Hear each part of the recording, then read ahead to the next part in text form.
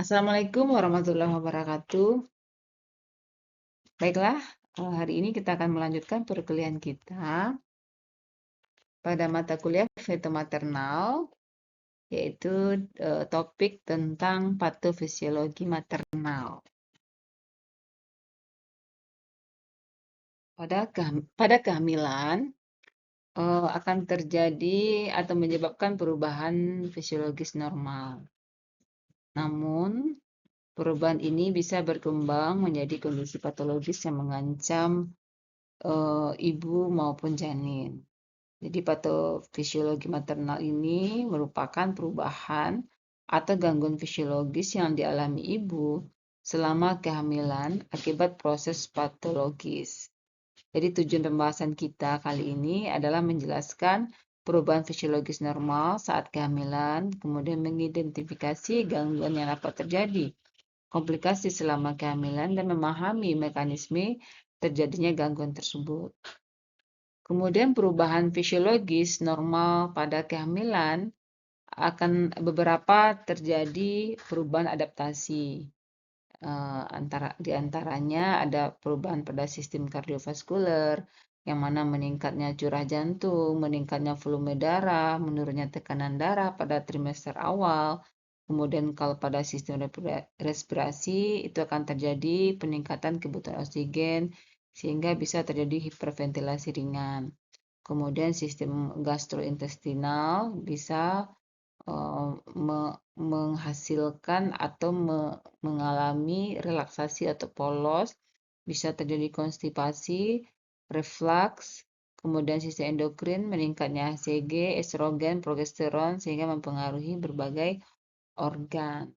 Jadi tubuh ini akan beradaptasi untuk mendukung janin. Namun adaptasi ini bisa memunculkan risiko bila tidak terkompensasi dengan baik.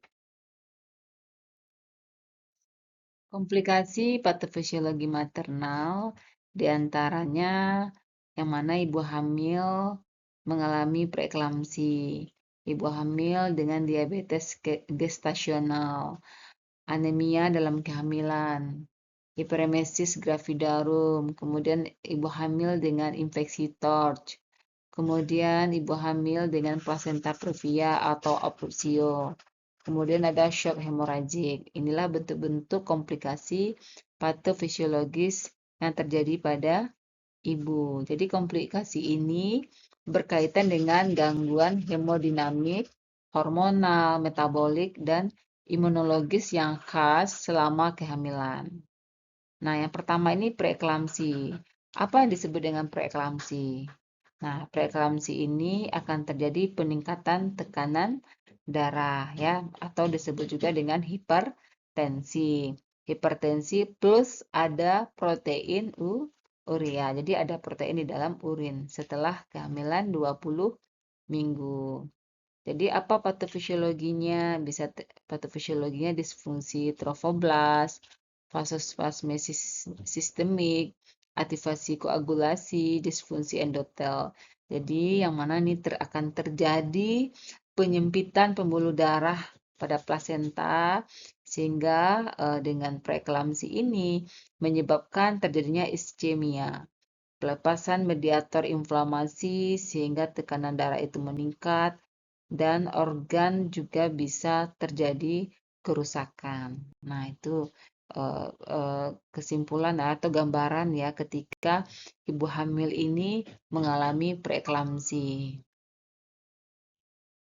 Kemudian patofisiologi yang kedua yaitu diabetes gestasional. Jadi ibu hamil dengan diabetes gestasional. Apa penyebabnya terjadi diabetes? Pada ibu hamil yang mengalami diabetes, itu terjadi resistensi insulin karena peningkatan hormon plasenta atau HPL. Patofisiologinya yaitu terjadi penurunan respons sel terhadap insulin, kemudian meningkat glukosa darah ibu, kemudian glukosa ini menyeberang ke janin, sehingga dampaknya bisa terjadi makrosomia. Nah, jadi dengan ibu hamil dengan diabetes gestasional ini bisa terjadi hiperglikemia maternal. Hiperglikemia maternal ini bisa menyebabkan komplikasi metabolik ya pada ibu maupun pada janin. Kemudian selanjutnya adalah anemia dalam kehamilan. Nah, umumnya anemia ini terjadi pada ibu hamil itu karena terjadinya defisiensi besi ya atau kekurangan zat besi pada ibu hamil. Nah, patofisiologinya apa? Nah, terjadi peningkatan kebutuhan Fe pada janin dan plasenta. Jadi otomatis memang kebutuhan ibu itu meningkat. Kemudian juga karena kenapa dia anemia itu karena penurunan asupan atau cadangan dari ibu.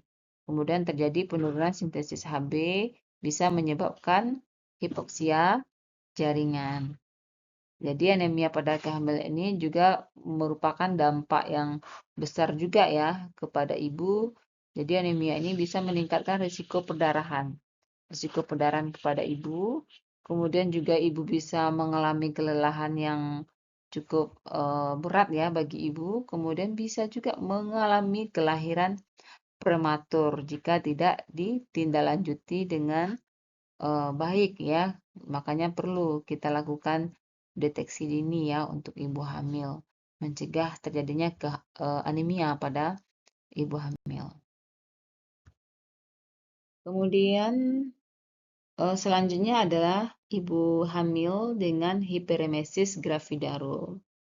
Hiperemesis gravidarum ini adalah terjadinya mual muntah pada ibu hamil. Hiperemesis gravidarum ini juga ada grade-nya ya, grade 1, grade 2, grade 3. Ada grade-nya tergantung bagaimana keluhan dari si pasien. Penyebabnya adalah itu pada ibu hamil akan terjadi peningkatan hormon HCG. Jadi dengan peningkatan hormon HCG ini akan menstimulasi pusat muntah. Jadi ibu bisa dampaknya ibu bisa menyebabkan terjadinya mual dan muntah.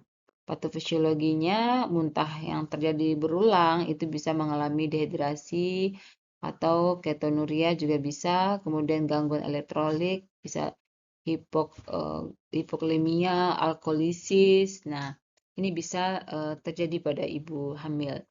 Nah, ini perlu penanganan yang tepat ya, perlu ditangani lebih cepat juga sehingga jika tidak ini dapat menyebabkan gangguan fungsi hati, penurunan berat badan drastis. Nah, bisa juga gagal organ. Jadi memang perlu secepatnya ditangani.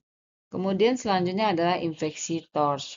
Nah, infeksi TORS ini bisa karena toksoplasma ya atau karena adanya virus ya, HIV misalnya atau rubella, CMV, herpes. Nah, patofisiologinya ini yaitu terjadi infeksi transplasenta sehingga terjadi kelainan kongenital pada janin. Jadi ini harus kita tangani juga. Jadi patogen yang melewati plasenta ini bisa menyebabkan apa namanya itu ya retardasi pertumbuhan, bisa mikrosefali, hidrosefalus atau kondisi-kondisi patologis lainnya untuk janin. Maka jika ada terdeteksi ya virus ini yang masuk TORS ya, bisa toksoplasma atau yang lainnya, ini perlu kita penanganan lebih cepat ya. Jadi kesimpulan patofisiologi maternal ini dia mencerminkan kegagalan ya adaptasi tubuh ibu terhadap kehamilan. Ya, kalau ibu hamil itu normal, dia akan berkembang secara normal. Tidak akan terjadi hiperemesis gravidarum grade 3, tidak akan terjadi anemia, tidak akan terjadi diabetes. Nah, ini kenapa terjadi apa namanya perubahan adaptasi yang gagal? Nah, itu berarti ada sesuatu penyebab yang yang tidak bisa diterima oleh tubuh ibu. Jadi patofisiologi maternal ini mencerminkan kegagalan adaptasi tubuh ibu terhadap kehamilan. Jadi diperlukan deteksi dini dan penanganan yang tepat, sangat krusial ya. Jadi diperlukan kita sebagai seorang bidan di sini, diperlukan kita pemahaman mendalam akan patofisiologi ini penting bagi tenaga kesehatan agar komplikasi itu dapat dicegah dan ditangani dengan optimal. Ya, jadi itulah kesimpulan ya dari patofisiologi maternal yang saya sampaikan. Nah, nanti akan ada tugas, pembagian tugas untuk teman-teman semua. Saya sudah uh, buatkan ya di slide berikutnya. Uh, Saudara nanti tinggal pilih mau topiknya apa yang lebih diperdalam. Nah, ini mungkin pengantar ya, pengantar mengenai patofisiologi maternal. Nah, pembagian tugas topik ini ada beberapa topik yang saya tetapkan, ada 6 topik. Silahkan nanti teman-teman pilih sesuai dengan keinginan mau membuat topik yang mau memilih topik yang mana. Di antaranya ada patofisiologi maternal plasenta previa, shock hemoragik, preeklamsi, hiperemesis gravidarum, ada diabetes, infeksi TORCH. Jadi silahkan dipilih sesuai dengan keinginannya yang mana. Pilih salah satu saja dan buat dalam bentuk makalah.